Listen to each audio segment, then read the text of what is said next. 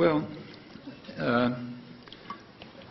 you know, Democrats and Republicans aren't a category. The Republicans and Democrats differ. Like on the rare occasions when I vote, and they're pretty rare, sometimes I vote for Democrats, sometimes for Republicans, sometimes for somebody else. It's not a sharp split. They're two factions of the same party. We have a one-party state with two somewhat different factions with a lot of overlap. Business Party has a couple of factions. You find some differences between them. I wouldn't say there's no difference on the average. So what should you do in that case? Well, like everything, it's your own choice. Do you want to live in a democratic society, or do you want to live in the society we have, which, remember, is not a democratic society and is not intended to be? If you take a course in political theory here, I'm sure they'll teach you that the United States is not a democracy. It's what's called in the technical literature a polyarchy. That's the term invented by the leading democratic theorist, Yale professor Robert Dahl.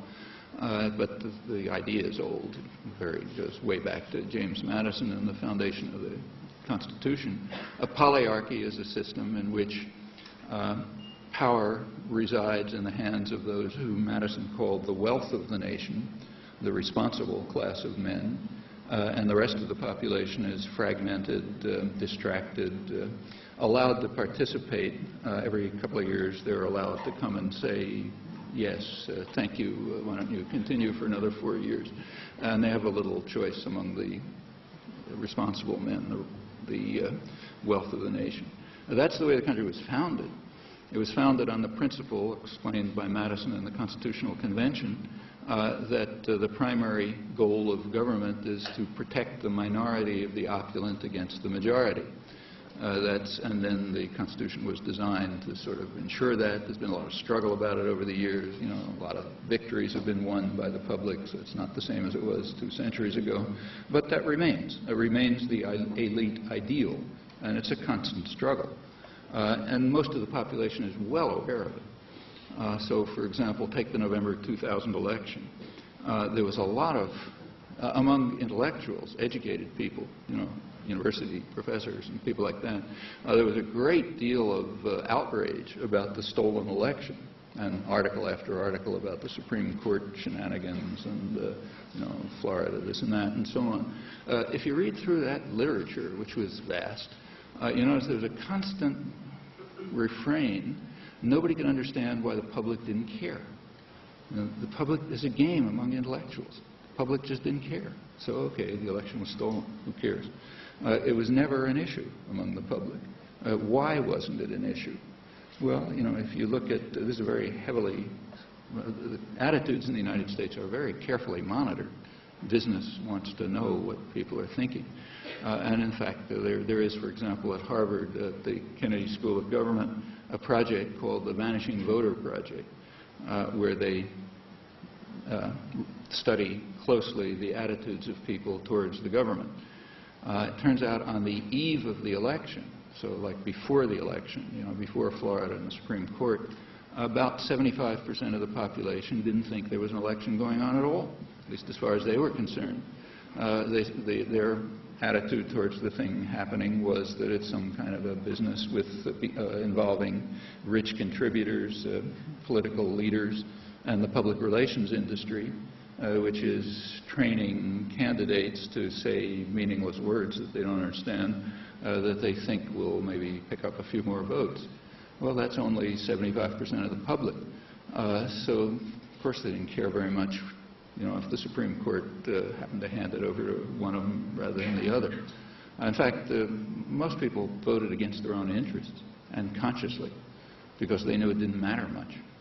They were supposed to vote on what are called qualities, not issues. Like, do you like the guy? You know, do you want to be with him, or something like that?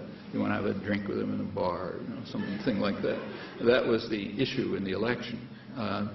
People didn't even know where the candidates stood on issues. And it's not because they're stupid. It was extremely hard to figure out where they stood on issues, and that they're trained to make it hard. And in fact, most of the issues that the public cared about weren't even allowed to come up.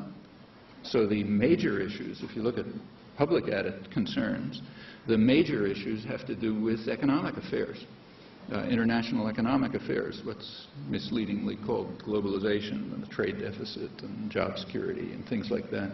None of that stuff came up. You know, you can't bring those issues up in the elections. The free trade area of the Americas was coming up. There was going to be a summit of the Americas in a couple of months. Issues on which the public has extremely strong opinions, but none of it could be brought up in the election, and for a very simple reason. If you take a look at attitudes, there's a very sharp split between elite opinion, which is strongly in favor of all of this stuff, and the public, which is strongly opposed to them, and therefore it can't come up in the election. And didn't. These issues are unmentioned. Virtually nobody knew that the free trade area of the Americas was coming along.